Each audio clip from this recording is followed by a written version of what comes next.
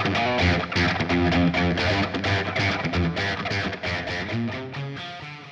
there guys, what is happening everybody? Hey, Monday, what you got? So today we're going to talk about, is your guitar good? How do we tell if a guitar is good or not? Well, this is at least my opinion on it. I'd be curious once you hear this stuff, let me know what you think. What are some of the criteria you use to tell if a guitar is good or not? And we're just going to jump right on into this one and let's go.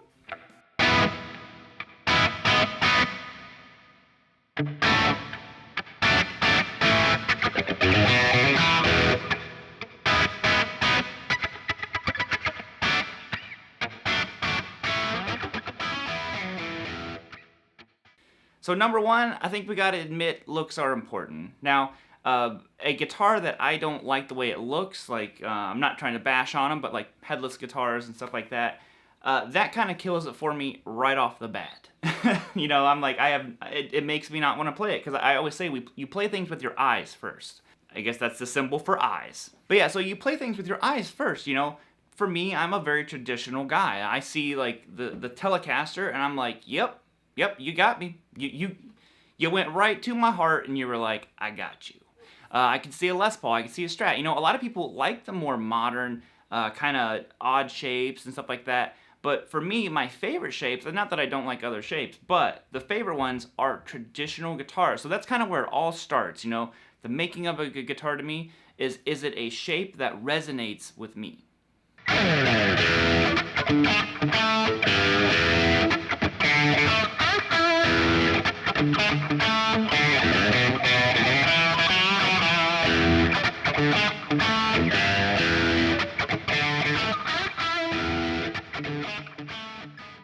On to phase number 2. So, what's the next thing? Is the guitar good? Well, I always like to test guitars like this. Not plugged in. How does the guitar play not plugged in?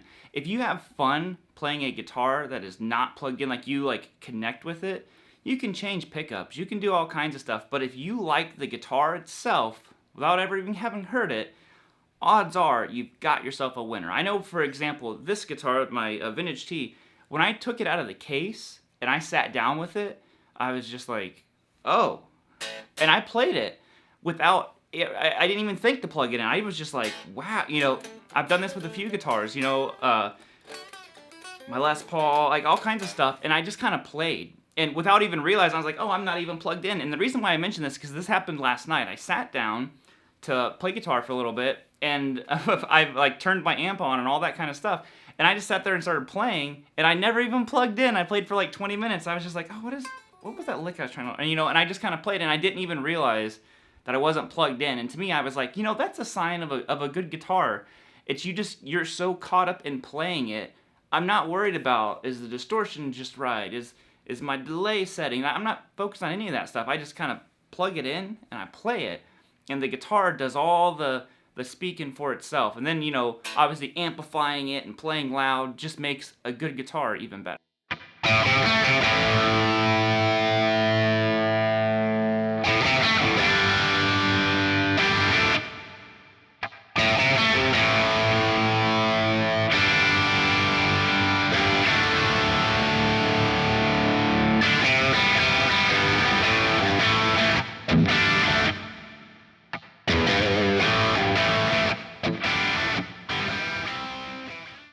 Really working hard today, moving this camera like 2 inches.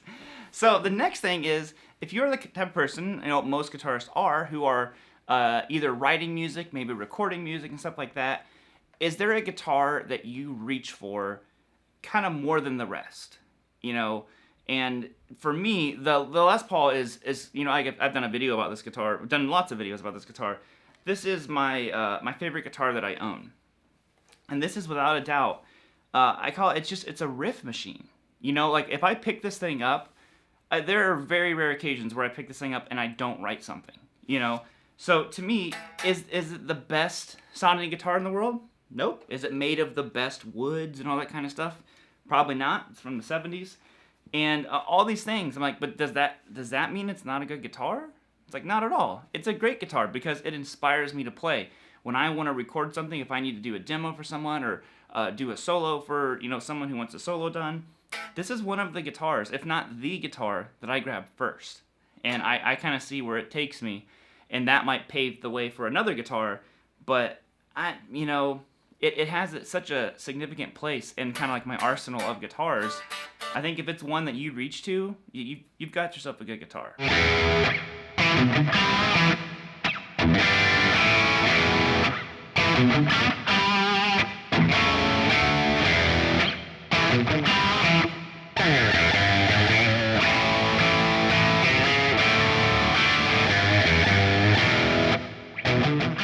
So the next thing, that's the wrong volume knob, there we go. Next thing is it a guitar you can play for hours? Now, like I said, we're not concerned about is it made of the most sacred babinga wood and all these different kind of crazy things like that. We're just talking about the guitar, like how does it make you feel? So if it's a guitar that you can sit there and you play it for hours and you're like, I'm gonna play for 10 minutes, and next thing you know, you've played for 2 hours, you've got yourself a real winner of a guitar, regardless of what the headstock says, regardless of what wood it's made out of, regardless of any of that stuff. If it's a guitar that you can sit there and play for hours and it seems like minutes, I don't know what more you could ask for out of a guitar. I mean, you're obviously connecting with it, you're having a blast doing it, and you're not thinking about practicing, writing, you're just playing, you're enjoying the instrument. So if you have a guitar like that, regardless of, like I said, any of the mechanical sides of it, as long as it stays in tune, you're good.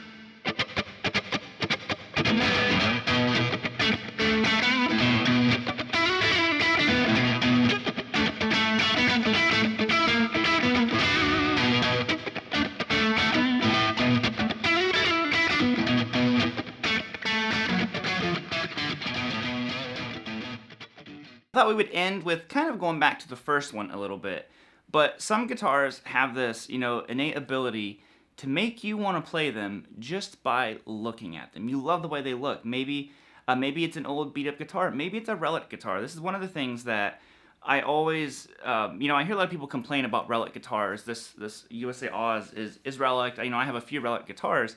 And my thing is always that I'm like, I don't know. I look at it and it makes me want to play it. Regardless of whether the relicking has been done over 50 years of playing the guitar or anything like that.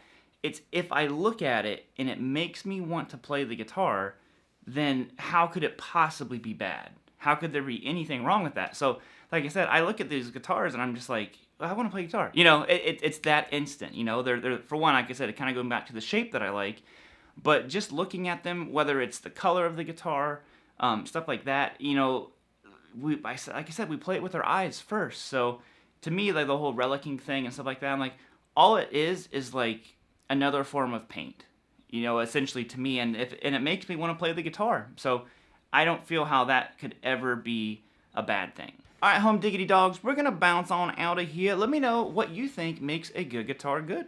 So I'll be reading through the comments and hanging out down there. So if you would, come back next time. We'll hang out some more. You can subscribe if you're feeling like it. Hit the bell icon, all that good stuff. And, I guess I'm just going to bounce on out of here. Bye, guys. Whoop!